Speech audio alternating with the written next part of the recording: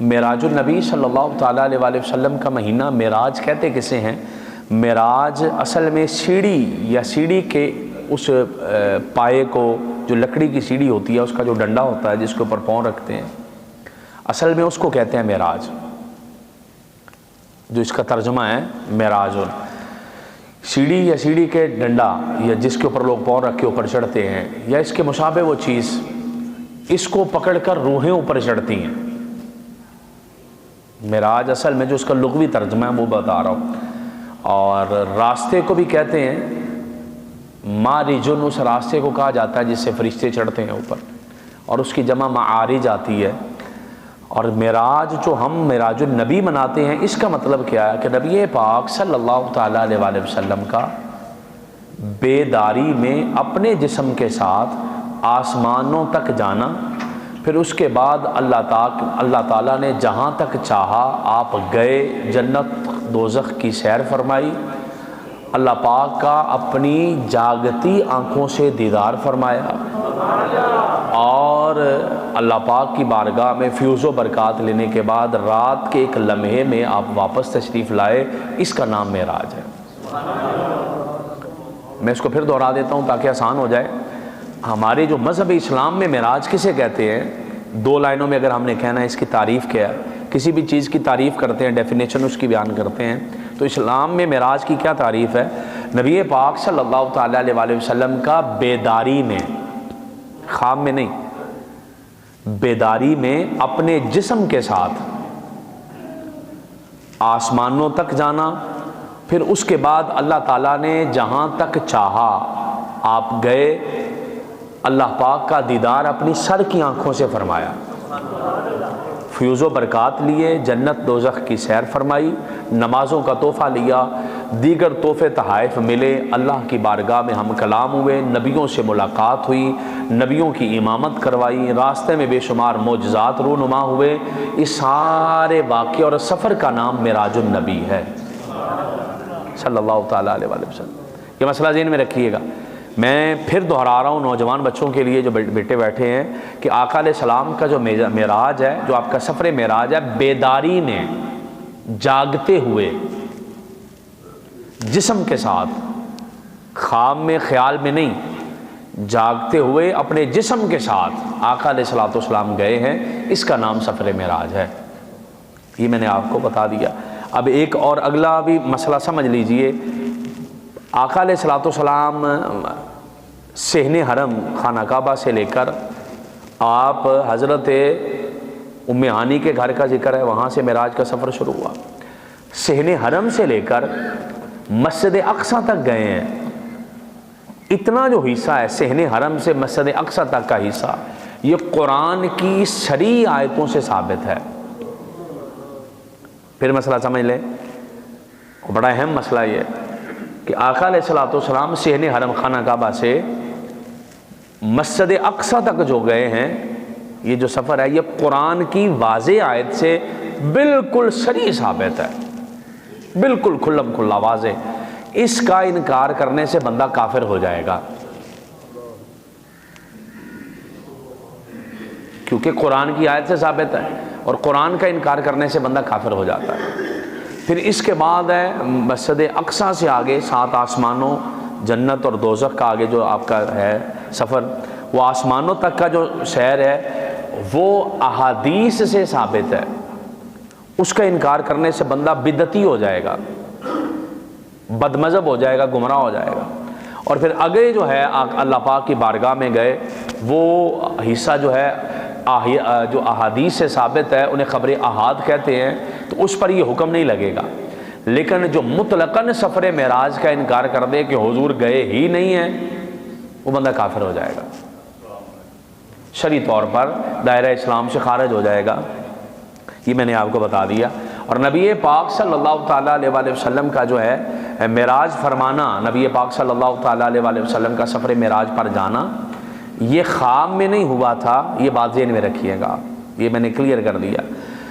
اب اس کے بعد اور بھی بہت سارے ہیں معاملات ہیں، باتیں ہیں، میں صرف گفتگو کو شروع کرنا چاہ رہا ہوں جو سفر معراج کی ہے نبی پاک صلی اللہ تعالیٰ علیہ وسلم۔ میں اس کو تھوڑا سا ایک واقعہ آپ کے ذہن میں ذہن نشین کروا دوں، پھر اس کے بعد ہم آگے چلیں گے۔ واقعہ معراج اللہ کی نشانیوں میں سے ایک نشانی ہے، اللہ کی قدرت کی جو نشانیاں ہیں ان میں سے ایک نشانی ہے۔ یعنی جو قرآن کی آیت ہے جس میں معراج کا واقعہ بیان ہوا، بسم اللہ الرحمن الرحیم، سبحان الذی اسری بعبدہ، پاک ہے وہ ذات جو اپنے بندے کو لے کر گئی۔ تو یہ اللہ کی قدرت ہے کہ اللہ لے کر گیا اپنے بندے کو، یہ مسئلہ ذہن میں رکھیے گا۔ لفظ ہے اسرا، میں اس پر آ کر بات کروں گا، صرف تمہیداً ایک لائن بول رہا ہوں۔ اسرا کا مطلب یہ نہیں ہوتا کہ نبی پاک خود گئے ہیں، اس کا مطلب یہ ہے کہ اللہ پاک انہیں لے کر گیا ہے۔ معراج کی رات اللہ انہیں لے کر گیا ہے، تو یہ اللہ کی نشانیوں میں سے ایک نشانی ہے، اور جو ایک لمحے میں وقوع پذیر ہوا ہے۔ ایسا نہیں ہوا کہ اس میں 17 سال 18 سال لگ گئے ہیں، یقیناً وہ سفر تو بہت لمبا تھا، مختلف اس میں لکھا کہ اتنا ٹائم بنتا ہے، وہ اتنا ٹائم بنتا ہے یا اتنا، لیکن ہمارے زمینی لحاظ سے اگر دیکھا جائے تو کتنا ٹائم پیش آیا، اس میں وقت لگا تھا، وہ صرف وقت اتنا لگا تھا کہ آقا علیہ السلام جس بستر سے اٹھ کر گئے تھے، جب آپ گئے تھے تو بستر گرم تھا، واپس آئے تو بھی گرم تھا، اتنا وقت لگا تھا۔ جس درخت کے نیچے سے حضور گزر کر گئے تھے اس کی ٹہنی آپ کے سر مبارک کو چھو گئی، وہ ہلی تھی، تو جب آپ واپس آئے تو بھی ہل رہی تھی۔ وہ جس پانی مبارک سے آپ نے وضو مبارک فرمایا تھا وہ پانی بہہ رہا تھا، تو جب حضور تشریف لائے تو ابھی بھی چل رہا تھا، یعنی اتنا سا ٹائم لگا، مطلب یہ کہ ایک لمحہ لگا ہے، مطلب یہ کہ ایک لمحہ لگا، اس پر ہم گفتگو کریں گے۔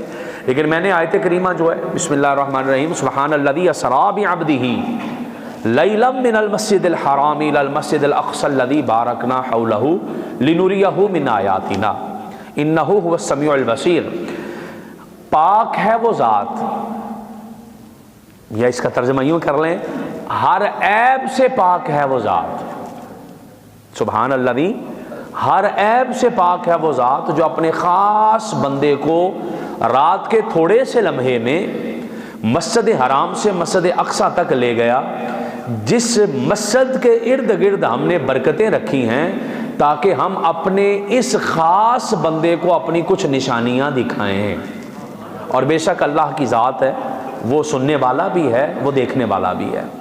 اس آیت کریمہ کو ہم تھوڑا سا اس پر غور کریں گے۔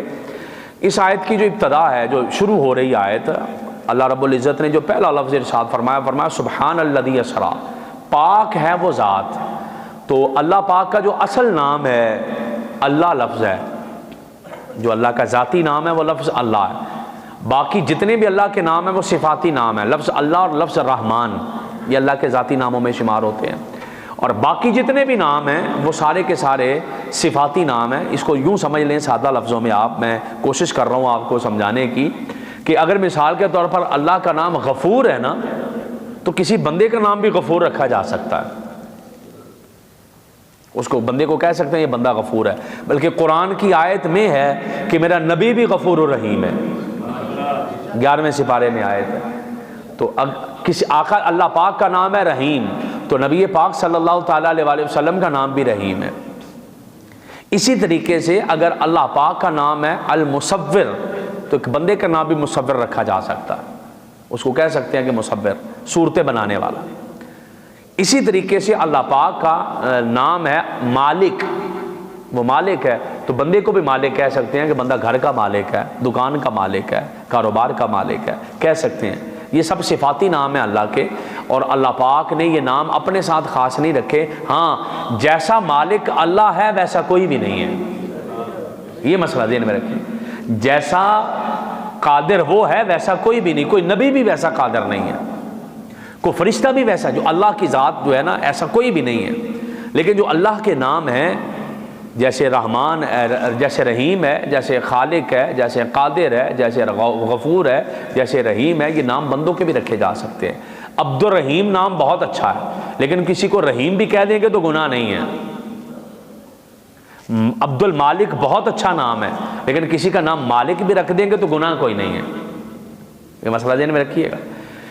لیکن جو لفظ اللہ ہے نا، یہ کسی کا نام نہیں رکھا جا سکتا، کسی بندے کو ہم اللہ نہیں کہہ سکتے، کسی بندے کا نام سیدھا رحمان نہیں رکھ سکتے. رحمان اور اللہ یہ دو ایسے لفظ ہیں جو اللہ کے ساتھ خاص ہیں. کسی بندے کا نام اگر رکھنا ہے تو رکھیں گے عبداللہ، اللہ کا بندہ. اللہ نام نہیں رکھیں گے کیونکہ نام ایسا ہے جو رب کے ساتھ خاص ہے. رحمان نام نہیں رکھیں گے، نام رکھیں گے عبد الرحمان، اللہ کے ساتھ خاص ہے وہ لفظ. یہ دو نام ہیں.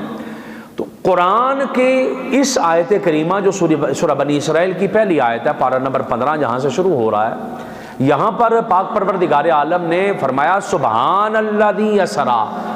اللہ نے اپنا نام نہیں لکھا، اللہ الذی اسریٰ یہ نہیں کہا وہ اللہ جس نے اپنے بندے کو سیر کروائی، نہیں. القادر الذی اسریٰ وہ قادر جس نے اپنے بندے کو سیر کروائی، یہ نہیں فرمایا. الرحمن الذی اسریٰ وہ رحمان جس نے اپنے بندے کو سیر کروائی، نہیں یہ بھی نہیں لکھا. بلکہ اس آیت کی جو ابتدا فرمائی ہے نا، اللہ پاک نے فرمایا سبحان الذی اسریٰ. پاک کا لفظ یہاں پر استعمال فرمایا. ہر عیب سے پاک ہے، ہر کمزوری سے پاک ہے، ہر نقص سے پاک ہے، ہر بیماری سے پاک ہے، ہر جو ہے اس کے اندر عیب کوئی نہیں ہے. سبحان ہر عیب سے، ہر کمزوری سے، ہر نقص سے، ہر کمی سے، ہر کوتاہی سے وہ ذات پاک ہے جو اپنے بندے کو لے گئی. یا اللہ یہ پہلا لفظ سبحان کیوں رکھا؟ تو آگے سے جو جواب ہمیں ملتا ہے نا، ہمارے مفسرین نے لکھا، وہ ایک جواب بڑا خوبصورت دیتے ہیں. وہ فرماتے ہیں کہ دنیا کو جواب دینا تھا کہ کوئی بندہ یہ نہ کہے کہ نبی تھوڑے سے لمحے میں کیسے گیا کیسے آ گیا. قرآن کی اس آیت کا پہلا لفظ پڑھ کے ذہن کلیئر ہو جائے گا کہ اللہ میں کوئی عیب نہیں ہے، کمزوری نہیں ہے کہ رب لے کے نہیں جا سکتا. رب کی ذات ہر عیب سے پاک ہے. جب چاہے، جیسے چاہے، جس کو چاہے، جہاں چاہے لے بھی جائے، لے بھی آئے. نہ کوئی روک سکتا ہے، نہ ٹوک سکتا ہے، نہ کوئی کمی ہے، نہ کوتاہی ہے. اس لیے اعتراض مصطفیٰ کے جانے پر نہ کرو. رب لے کر گیا ہے، رب بھی پاک ہے، اس کا مصطفیٰ بھی پاک ہے. یہ مسئلہ سمجھ آ رہا ہے جی آپ کو؟ یہ مسئلہ بالکل کلیئر میں نے اس کو کر دیا کہ اللہ کی ذات پاک ہے. سبحان کے لفظ سے آیت کریمہ کو شروع کیا تاکہ بندے کا ذہن کلیئر ہو جائے کہ نہیں بھائی پاک ہے وہ ذات. اچھا پھر یہاں رکیے گا، سمجھیے گا، میں آپ کو تھوڑی توجہ زیادہ چاہوں گا یہاں پر. یہ تھوڑا سا سمجھنے والا مسئلہ ہے. کسی بھی چیز کا ذکر، کوئی کتاب لے لو نا جی آپ کوئی بھی، تو اس کتاب کے شروع میں سے اس کتاب کا علم شروع ہو جاتا ہے، اس کی باتیں شروع ہو جاتی ہیں. کسی بندے کے نام خط لکھنا ہے تو شروع میں اس کا نام لکھنا ہے. لیکن یہاں واقعہ معراج کو بیان کرنا ہے تو آقا علیہ السلام کا نام پہلے نہیں آیا، پہلے اللہ کا نام آیا. پہلے اللہ کا نام آیا. اور اس آیت کریمہ کو ذہن میں بٹھائیے گا، پہلے اللہ کا نام آیا ہے تاکہ پتہ چل جائے کہ جو واقعہ معراج ہے، جیسے یہ میرے مصطفیٰ کا معجزہ ہے، ایسے خدا کی قدرت بھی ہے. یہ خدا کی قدرت بھی ہے. دنیا کے ذہن کلیئر ہو جائیں، دنیا کو پتہ چل جائے. اور بعد کے زمانے میں لوگوں نے آنا تھا اور آ کر کہنا تھا کہ نبی پاک جسم کے ساتھ نہیں گئے، نبی پاک صلی اللہ تعالیٰ علیہ وآلہ وسلم نے خواب میں معراج کیا، نبی پاک صلی اللہ تعالیٰ علیہ وآلہ وسلم نے خواب دیکھا تھا، یا یہ کیا تھا وہ کیا تھا. ارے نادانو، 100 مرتبہ خواب کے اندر اللہ کا دیدار تو حضرت امام اعظم ابو حنیفہ نے بھی کیا ہے. وہ 100 مرتبہ دیدار تو امام اعظم ابو حنیفہ نے بھی کیا خواب میں. تو خواب کا دیدار تو فضیلت نہیں بنتی نا. آپ کا فضیلت تبھی بنے گا جب خواب میں تو تھا ہی تھا. لیکن یہاں جو معراج النبی کا ذکر ہے یہ خواب کا نہیں ہے، یہ حضور کا جسم بھی گیا ہے، حضور کی روح بھی گئی ہے، اور حضور کا انگ انگ گیا ہے، جسم کا رواں رواں گیا ہے. اور اللہ پاک نے بتا دیا لوگوں، نہ اس لے جانے والے میں کوئی عیب ہے، نہ جانے والے میں کوئی عیب ہے. نہ اس لے جانے والے میں کوئی عیب ہے، نہ جانے والے میں کوئی عیب ہے. وہ بھی پاک ہے، یہ بھی پاک ہے. اللہ پاک نے انہیں ایسا بنا دیا. تو سبحان الذی، پاک ہے وہ ذات. اور ایک اور مسئلہ میں یہاں پر کہوں گا، آپ دوست احباب کی نظر یہ جملہ کروں گا کہ واقعہ معراج کی بنیادی آیت یہ ہے، 15ویں سپارے کی پہلی جو آیت ہے، سبحان الذی اسریٰ پہ شروع ہوتی ہے. لفظ سبحان اللہ کی بڑی فضیلتیں ہیں. یہ سبحان اللہ ہی لفظ لکھا ہوا ہے، سبحان الذی پاک ہے وہ اللہ کی ذات، تو سبحان اللہ بھی بولتے ہیں، اس کا مطلب یہ ہوتا ہے کہ اللہ پاک ہے۔ تو لفظ سبحان اللہ کی بے شمار فضائل اور فضیلتیں ہیں۔ آقا علیہ الصلوۃ والسلام نے فرمایا کہ جس نے ایک مرتبہ سبحان اللہ کہا اس کے لیے جنت میں درخت لگ جاتا ہے، ایک مرتبہ سبحان اللہ کہنے سے۔ اچھا، اسی طریقے سے سبحان اللہ کی فضیلت جو ہے احادیث نے بیان کی، سبحان اللہ کی فضیلت جو ہے آقا علیہ الصلوۃ والسلام نے خود بیان فرمائی، اور اتنے بڑے درخت لگ جاتے ہیں سبحان اللہ کہنے والے بندے کے جنت میں کہ کئی سالوں سال گھوڑا اس کے نیچے دوڑے تو جو ہے اس کی فضیلت کو وہ اس کے سفر کو طے نہیں کر سکتا۔ نبی پاک صلی اللہ تعالیٰ علیہ وآلہ وسلم کا فرمان موجود ہے، میں ایک حدیث پاک پڑھ کے سنانا چاہتا ہوں کہ آقا علیہ السلام نے فرمایا، سیدنا حضرت ابو ہریرہ سے مروی ہے، اور یہ حدیث جو ہے یہ بخاری شریف کی آخری حدیث ہے جو میں بھی پڑھ رہا ہوں۔ حضرت سیدنا ابو ہریرہ رضی اللہ تعالیٰ عنہ نے فرمایا کہ آقا علیہ السلام نے فرمایا، کلمتان خفیفتان علی اللسان ثقیلتان فی المیزان حبیبتان الی الرحمن سبحان اللہ و بحمدہ سبحان اللہ العظیم۔ فرمایا دو کلمے ایسے ہیں، دو جملے ایسے ہیں کہ جو زبان پر بڑے ہلکے ہیں اور میزان میں بہت وزنی ہیں، ترازو میں، اور یہ اللہ کو رحمان کو بڑے پسند ہے۔ یا رسول اللہ کون سے؟ فرمایا ایک سبحان اللہ و بحمدہ اور دوسرا سبحان اللہ العظیم۔ یہ بخاری شریف کی آخری حدیث ہے، جو ختم بخاری جہاں پر کیا جاتا ہے نا تو وہاں پر یہ حدیث پاک پڑھائی جاتی ہے۔ یہ بخاری شریف کی آخری حدیث ہے کہ یہ دو کلمے ایسے ہیں زبان میں بڑے ہلکے ہیں لیکن ان کا میزان پہ ترازو میں بہت وزن ہے۔ جب بچہ درس نامی پڑھ کے فارغ ہو جاتا ہے، آخری حدیث جو پڑھائی جاتی ہے وہ یہ ہوتی ہے، جس کے بعد اس کا نصاب ختم ہے، اب وہ پڑھ کے عالم دین بن چکا ہے، اب اپنے میدانی عمل میں چلا جائے۔ تو آخری حدیث جو پڑھائی جاتی ہے بچے کو، اس میں بھی سبحان اللہ کا ذکر ہے، اور یہ ایسے دو لفظ ہیں سبحان اللہ و بحمدہ اور سبحان اللہ العظیم کہ زبان پر بہت ہلکے ہیں، پڑھنے میں کوئی مشکل نہیں ہے فرمایا، لیکن میزان میں بہت وزنی ہے، ان کا وزن بہت زیادہ ہے۔ اور ایک اور حدیث پاک نبی پاک صلی اللہ تعالیٰ علیہ وآلہ وسلم نے فرمایا، حضرت ابو ہریرہ رضی اللہ تعالیٰ عنہ کہتے ہیں کہ لوگوں نے عرض کی، یا رسول اللہ صلی اللہ تعالیٰ علیہ وآلہ وسلم، مالدار لوگوں کو تو درجات اور ہمیشہ کی نعمتیں ملیں گی، جو مالدار لوگ ہیں صدقے بڑے کرتے ہیں، خیرات بڑے کرتے ہیں، اور ہمیں تو نہیں اس طرح کی ملے گی۔ آقا نے پوچھا وہ کیسے؟ حضور ہم نماز پڑھتے ہیں وہ بھی نماز پڑھ لیتے ہیں، ہم جہاد کرتے ہیں وہ بھی جہاد کر لیتے ہیں، یا رسول اللہ ایک کام وہ زیادہ کرتے ہیں، کون سا؟ وہ صدقہ کرتے ہیں ہم نہیں کر سکتے۔ آقا علیہ السلام نے فرمایا تمہیں بتاؤں کہ اگر تم یہ عمل کرو تو ان کے صدقے سے بھی بڑھ جاؤ گے، تمہیں بتاؤں کہ اگر تم یہ عمل کرو گے ان کے صدقے سے بھی بڑھ جاؤ گے۔ تمہاری برابری صرف وہی کر سکے گا جو یہ عمل کرے گا جو تم کر رہے ہو، ورنہ کوئی اور برابری نہیں کر سکے گا۔ حضور وہ کون سا؟ فرمایا کہ تم ہر نماز کے بعد سبحان اللہ الحمدللہ اللہ اکبر کی تسبیح پڑھا کرو، خدا صدقہ کرنے والوں کے ثواب سے بھی زیادہ تمہیں ثواب عطا فرما دے گا۔ لیکن یہ فوراً فرضوں کے بعد نہیں کرنی ہوتی، یعنی آپ نے فرض پڑھے ہیں تو فرضوں کے بعد مختصر دعا مانگ کے اور مختصر کی کوئی آیت الکرسی وظیفہ پڑھ کے نفل سنتیں جلدی پڑھنی ہوتی ہیں، زیادہ لمبا بیچ میں وقفہ نہیں ڈالیں گے، یہ ذہن میں رکھیے گا کہ بہت لمبا وقفہ بیچ میں نہیں ڈالیں گے فرضوں اور سنتوں میں، کوشش کریں گے کہ فرضوں کے فوراً بعد ہی سنتیں پڑھ لی جائیں، یہ شرعی طور پر بھی حکم ہی ہے۔ اور 33 مرتبہ یہ تسبیح پڑھنی ہے، 34 مرتبہ اللہ اکبر پڑھنا ہے۔ اب میں ایک حدیث پاک اور پڑھ دیتا ہوں، نبی پاک صلی اللہ تعالیٰ علیہ وآلہ وسلم نے ارشاد فرمایا، حضرت جویریہ رضی اللہ تعالیٰ عنہ سے، آقا علیہ السلام صبح کی نماز پڑھنے کے بعد صبح ہی ان کے گھر تشریف لے آئے، تو اس وقت وہ اپنی نماز کی جگہ پر بیٹھی تھی، پھر آپ صلی اللہ تعالیٰ علیہ وآلہ وسلم نے دیکھا، پھر وہ تھوڑی دیر بعد آقا چلے گئے، پھر آئے تو وہیں پر بیٹھی تھی۔ آقا نے فرمایا جویریہ میں جب پہلے آیا تھا تب بھی یہی بیٹھی تھی، اب آیا ہوں تو تب بھی یہی بیٹھی ہو، خیر ہے؟ انہوں نے کہا جی حضور۔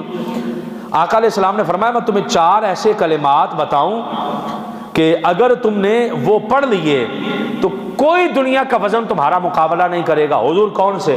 فرمایا سبحان اللہ و بحمدہ، یہ پڑھا کرو، جب تم یہ کلمات پڑھ لو گی تو دنیا کی کوئی شے تیرے وزن کا مقابلہ نہیں کر سکے گی، اللہ تجھے اتنا ثواب عطا فرما دے گا۔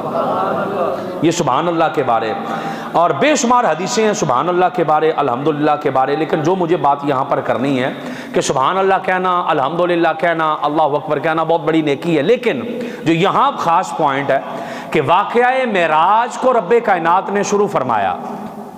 آقا علیہ السلام کا علم غیب بھی قرآن میں بتایا، حضور نور ہیں یہ بھی قرآن میں بتایا، آقا علیہ السلام نبی ہیں یہ بھی قرآن میں بتایا، نبی پاک رسول ہیں یہ بھی قرآن میں بتایا، نبی پاک کے گھر میں بغیر اجازت کے نہیں جانا یہ بھی قرآن میں بتایا، آپ کے گھر کیسے جانا ہے یہ بھی قرآن میں بتایا، آپ کو عام لوگوں کی طرح آواز نہیں دینی یہ بھی قرآن میں بتایا، آپ کی بے شمار فضائل، حضور کے ہونٹوں کا ذکر فرمایا، حضور کے کانوں کا ذکر فرمایا، حضور کی مبارک آنکھوں کا ذکر فرمایا، حضور جس تیل کو لگاتے ہیں اس تیل کی قسم یاد فرمائی، آقا علیہ السلام کی زندگی کے ایک ایک لمحے کی قسم یاد فرمائی، لیکن کہیں پہ بھی پورے قرآن میں اللہ پاک نے پہلے سبحان اللہ نہیں کہا، کسی جگہ پر بھی پہلے سبحان اللہ نہیں کہا، لیکن واقعہ معراج اتنا بڑا معجزہ ہے کہ رب شروع کرنے سے پہلے بندے رب خود واقعہ معراج کو شروع کرنے سے پہلے فرما رہا ہے کہ سبحان اللہ جی، کہ واقعہ معراج وہ ہے کہ بندے تو اس پہ سبحان اللہ کہیں یا نہ کہیں،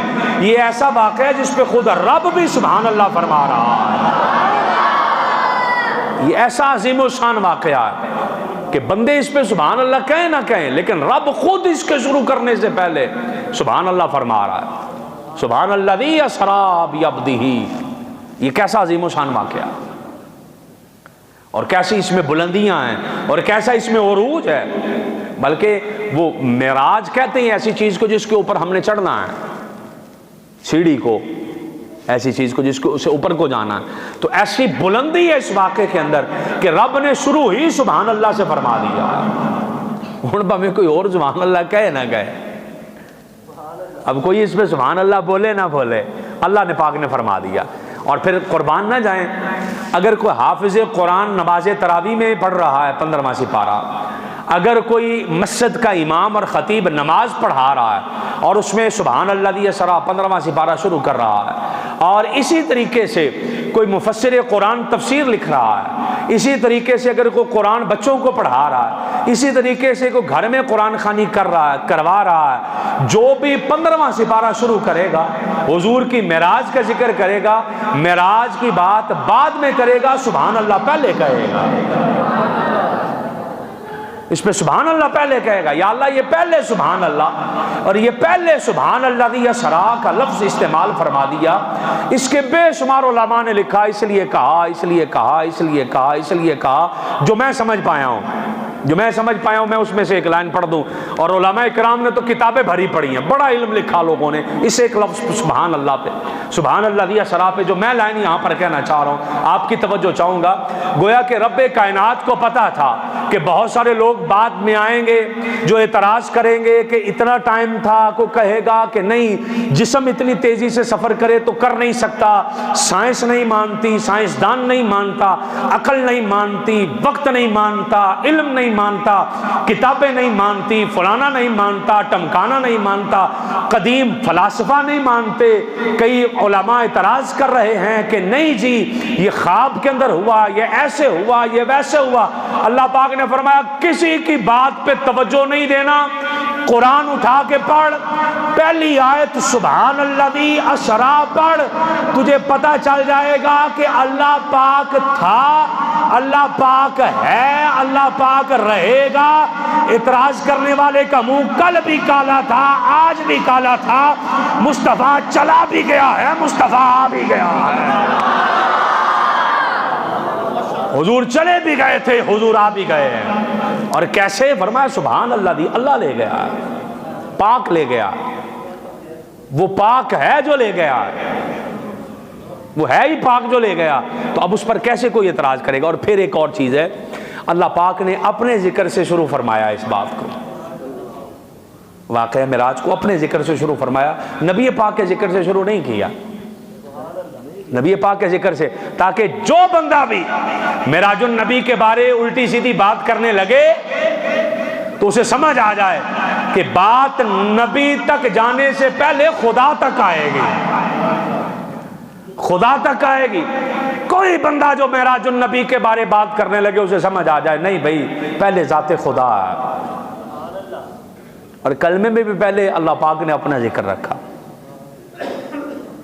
یہاں پر بھی پہلے ذکر رکھا تاکہ لوگوں تمہیں سمجھ آ جائے کہ جہاں پر ذکر، اور پھر یہاں پر سمجھ لیں کہ یہاں پر ذکر مصطفیٰ کرنا تھا معراج النبی کا، ساتھ سبحان اللہ بھی اپنا ذکر کر دیا، یا اللہ کس لیے؟ ایک یہ بھی اشارہ ہے کہ تاکہ تمہیں سمجھ آ جائے کہ جہاں جہاں ذکر خدا کرو گے ساتھ ذکر مصطفیٰ بھی کرنا ہے۔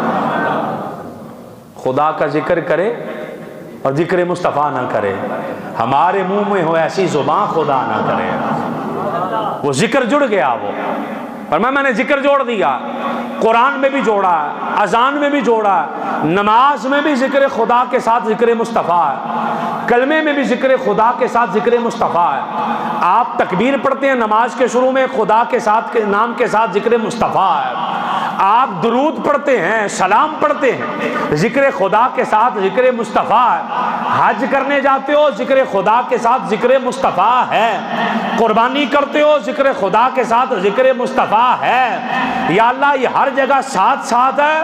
تو جواب آیا ہاں، یہی تو دنیا کو بتانا ہے کہ جو خدا کو مصطفیٰ سے جدا کرے وہ بھی کامیاب نہیں ہے، اور جو مصطفیٰ کو خدا سے جدا کرے وہ بھی کامیاب نہیں۔ یا اللہ پھر کامیابی کیسے ہے؟ فرمایا جو جوڑ کے رکھے، جسے سمجھ آ جائے خدا کی رضا میں مصطفیٰ کی رضا ہے، اور مصطفیٰ کی رضا میں ہی خدا کی رضا ہے۔ یہ رضا ایک دوسرے سے جڑ گئی ہے، یہ جدا نہیں ہو سکتی۔ اس لیے سبحان الذی اسریٰ، پاک ہے وہ ذات، قرآن کا پہلا لفظ ہی فرما دیا پاک ہے وہ ذات۔ فرمایا میں نے پاک کہا ہے تو پاک ہے بھی، پاک ہے بھی۔ اس لیے اس جب واقعہ معراج کو بیان کریں، سنیں، پڑھیں، گھروں میں آپ اپنے بچوں کو بتائیں، یہ ہماری ذمہ داری ہے۔ صرف 2 وقت کی روٹی دے دینا ذمہ داری نہیں ہے۔ آپ سمجھ لیں کہ میں نے روٹی